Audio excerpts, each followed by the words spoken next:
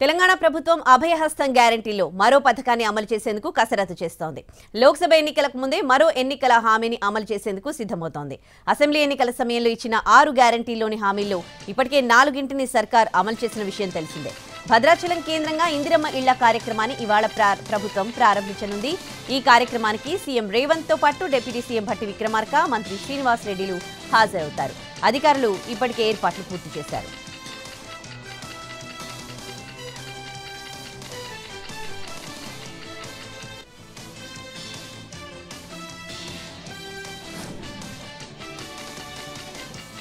ఎన్నికల ముందు ప్రధాని నరేంద్ర మోడీ రాష్ట్రాలను చుట్టేస్తున్నారు. ఇప్పటికే పలు రాష్ట్రాలను టచ్ చేసిన ప్రధాని ఇవాళ ఏకంగా 18 రాష్ట్రాల్లో ఏకకాలంలో జాతీయ రహదారులను జాతికి అంకితం చేశారు.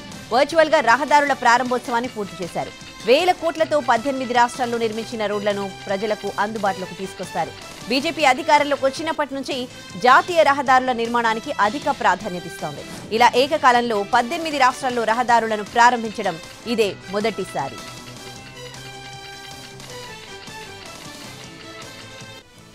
కేంద్ర హోంమంత్రి అమిత్ షా మరోమారు తెలంగాణకు వస్తున్నారు. రేపు హైదరాబాద్ లో జరిగే బహిరంగ సభలో పాల్గొంటారు. రేపు ఉదయం 11 గంటలకు బీజేపీ 3000 మందితో నిర్వహించే సోషల్ మీడియా వారియర్ సమావేశానికి ముఖ్య అతిథిగా హాజరు కానున్నారు. అమిత్ షా రాష్ట్రానికి రానుండడంతో బీజేపీ శ్రేణులు ఏర్పాట్లు చేస్తున్నాయి.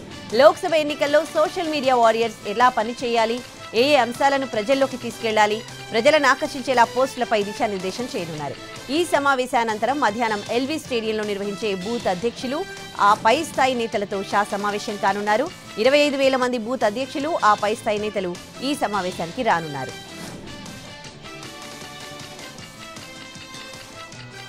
ఏపీ సీఎం జగన్ ఇవాళ ఉమ్మడి కడప, అనంతపురం జిల్లాల్లో పర్యటించనున్నారు. పులివెందులలో ముఖ్యమంత్రి వివిధ అభివృద్ధి పనులకు ప్రారంభోత్సవం చేస్తారు. ఉదయం 11 గంటలకు పులివెందులలోని భాకరాపురం హెలిప్యాడ్ కు చేరుకుంటారు. మధ్యాహ్నం వరకు వివిధ అభివృద్ధి కార్యక్రమాలకు శంకుస్థాపనలు, ప్రారంభోత్సవాలు చేస్తారు. అటు తర్వాత ఉమ్మడి అనంతపురం జిల్లాకు వెళ్తారు. జిల్లా కేంద్రంలో చేపట్టిన గాంధీ జంక్షన్, ఉలిమిల్లా లేక్ ఫ్రంట్ ను ప్రారంభిస్తారు. ఆదిత్య బిర్లా యూనిట్ ఫేజ్ 1 ను ప్రజలకు అందజేస్తారు.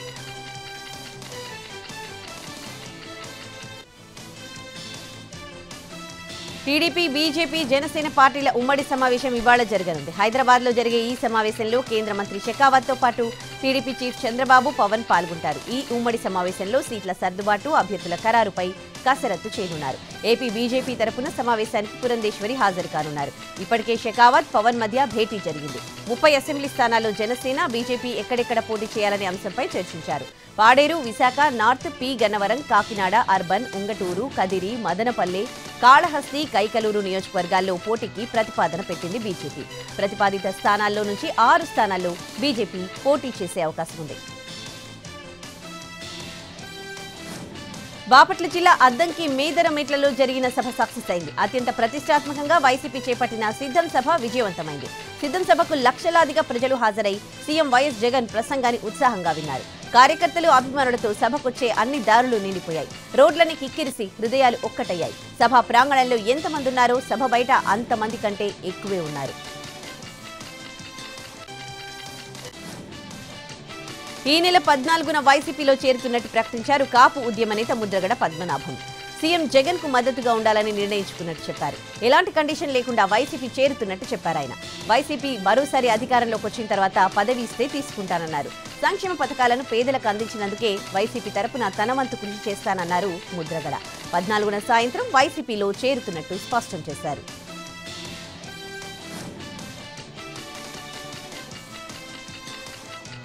కేంద్ర మంత్రి గజేంద్ర సింగ్ షెకావత్ ను జనసేన అధినేత పవన్ కళ్యాణ్ విజయవాడలో మర్యాదపూర్వకంగా కలిశారు. టీడీపీ, బీజేపీ, జనసేన మధ్య పొత్తు కుదిరిన నేపథ్యంలో పార్టీ అభ్యర్థుల ఎంపికపై చర్చించేందుకు షెకావత్ నిన్న విజయవాడకు చేరుకున్నారు. పార్టీ నేతలతో సమావేశం అనంతరం కూటమిలో బీజేపీ నుంచి పోటీ చేసే అభ్యర్థులను ఎంపిక చేయనున్నారు.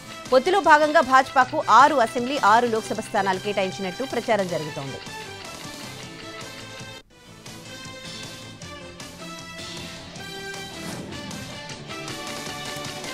న్యూస్ ఉద్యోగ ఉపాధ్యాయుల సమస్యలను పరిష్కరిస్తానని హామీ ఇచ్చారు సీఎం రేవంత్.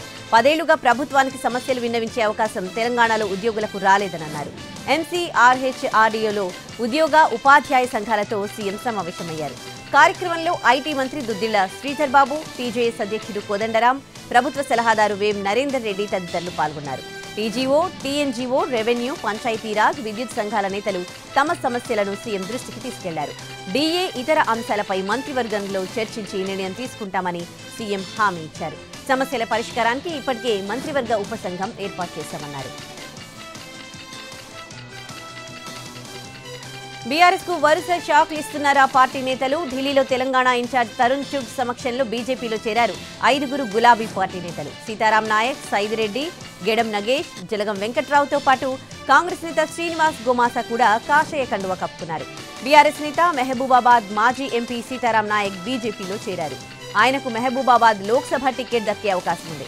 అలాగే బీఆర్ఎస్ నేత మాజీ ఎంపీ నగేష్ కూడా బీజేపీలో చేరారు. ఆయనకు ఆదిలాబాద్ లోక్సభ టికెట్ కేటాయించనున్నారు కమలనాథులు. బీఆర్ఎస్ నేత జలగం వెంకట్రావు ఖమ్మం టికెట్ దక్కే సూచనలున్నాయి.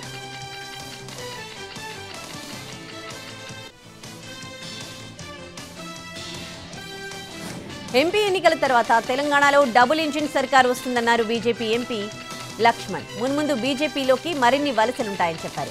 కాంగ్రెస్, బీఆర్ఎస్ పట్ల ప్రజలకు విశ్వాసం సడలిపోయిందన్నారు లక్ష్మణ్.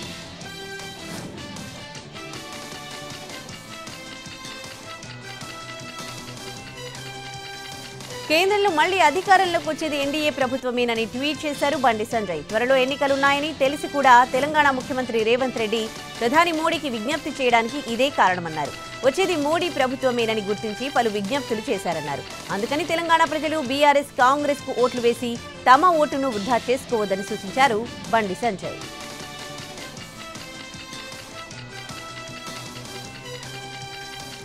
కాంగ్రెస్ చేతగానితనం వల్ల రైతులు ఇబ్బంది పడుతున్నారన్నారు బీఆర్ఎస్ నేత కేటీఆర్. మేడిగడ్డలో 3 పిల్లర్లు దెబ్బతింటే 3 నెలలుగా మరమ్మతులు చేసే దిక్కులేదన్నారు.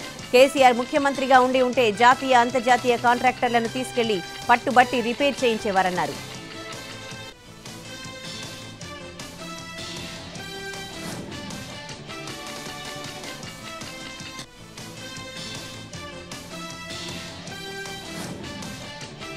యాదాద్రి శ్రీ లక్ష్మీ నరసింహస్వామి బ్రహ్మోత్సవాలు రేపటి నుంచి ప్రారంభం కానున్నాయి. దీనిలో భాగంగా ప్రభుత్వ whip Aler MLA Beerla Ilaiah CM Revanth రెడ్డిని ఆహ్వానించారు. సీఎం రేవంత్ రెడ్డి ఇవాళ ఉదయం 9:30 యాదగిరిగుట్ట శ్రీ లక్ష్మీ నరసింహస్వామి వారిని దర్శించుకుని ప్రత్యేక పూజలు నిర్వహించి బ్రహ్మోత్సవాల్లో పాల్గొనున్నారు.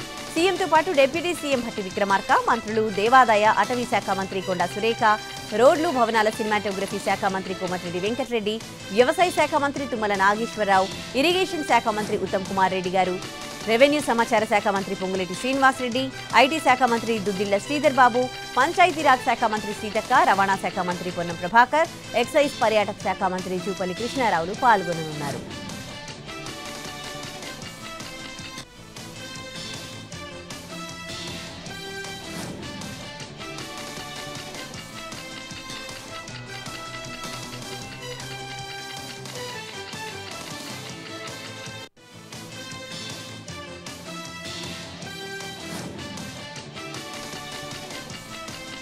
ఏపీ బీజేపీ అభ్యర్థుల ఖరారుపై కసరత్తు తుది దశకు చేరుకుంది. ఏపీకి వచ్చిన కేంద్ర మంత్రి గజేంద్ర సింగ్ షెకావత్ నేతృత్వంలోని బృందం అభ్యర్థుల ఎంపికపై చర్చిస్తోంది. గజేంద్ర సింగ్ షెకావత్తో బీజేపీ ఏపీ అధ్యక్షురాలు పురంధేశ్వరి భేటీ అయ్యారు. సామాజిక సమీకరణాలు బేరీజ్ వేసుకుని అభ్యర్థుల ఎంపికపై కసరత్తు చేస్తున్నారు. ఇవాళ ఏపీ బీజేపీ ముఖ్య నేతలతో సమావేశం కానున్నారు గజేంద్ర సింగ్ షెకావత్. అరకు, రాజమండ్రి, నరసాపురం, రాజంపేట, తిరుపతి, హిందూపురం పార్లమెంట్ స్థానాల్లో బీజేపీ పోటీ చేసే అవకాశం కనిపిస్తోంది. అనకాపల్లి, ఏలూరు, కర్నూలు ఎంపీ స్థానాల్లో పోటీపైన సమాలోచనలు చేస్తోంది. మొత్తం 6 లేదా 7 అసెంబ్లీ స్థానాల్లో పోటీకి సిద్ధమవుతోంది బీజేపీ.